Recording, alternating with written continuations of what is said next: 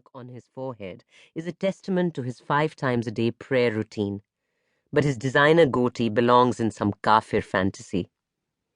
My job is to cure people, to cure them at the worst of times. I don't decide when someone is going to die. He does. He raises his forefinger towards the ceiling.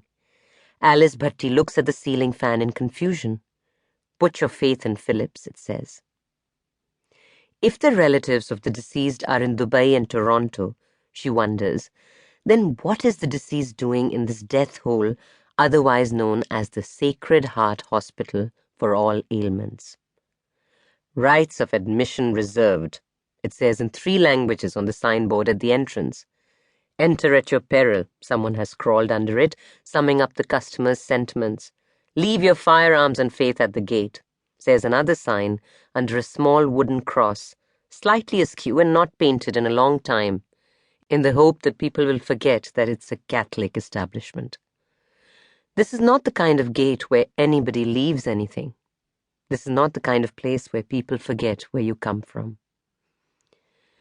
Senior Sister Hina Alvi sits on the interview panel with a pan tucked in the right side of her mouth, her tongue occasionally licking the crimson juice before it can become a dribble.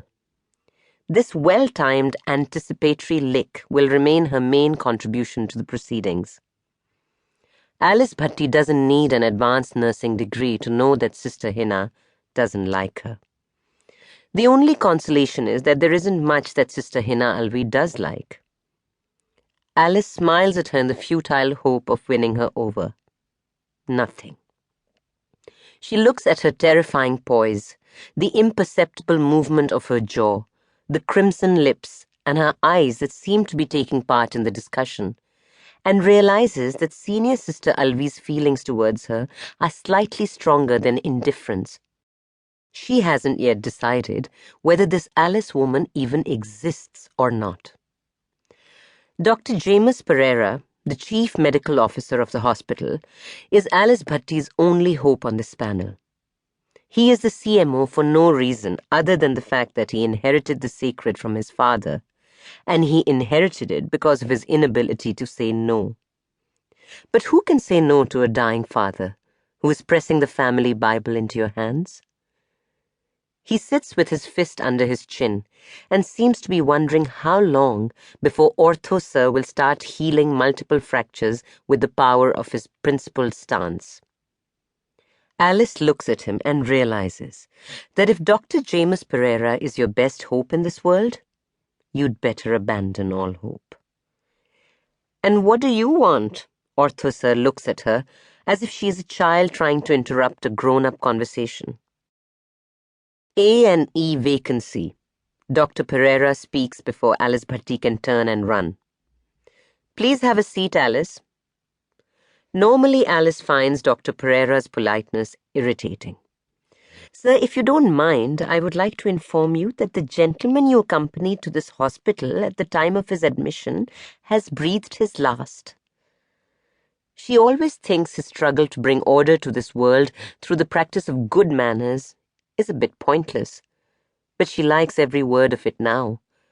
She likes the fact that he has called her Alice. It implies acceptance, professional fellowship, even intimacy, an innocent type of intimacy. She likes the way he has uttered the word seat. She also realizes that when you start feeling gratitude to people for asking you to sit down, you are obviously not at the top of your game. How many candidates have we got? Ortho Sir looks at his watch impatiently. He is on a break from being a humble professional. This usually happens when underlings are around. In private, he can make his superiors feel like little gods. When he is brazen and publicly rude, the network of veins on his bald head swells up, and you can see them turning green with anguish, like an alien realizing it's not going home for a long time, that the Earth has run out of the fuel that his spaceship relies on.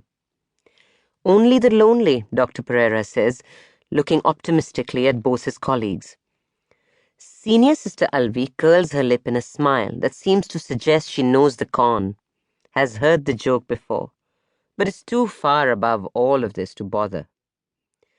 Then why do we have to go through this? Ortho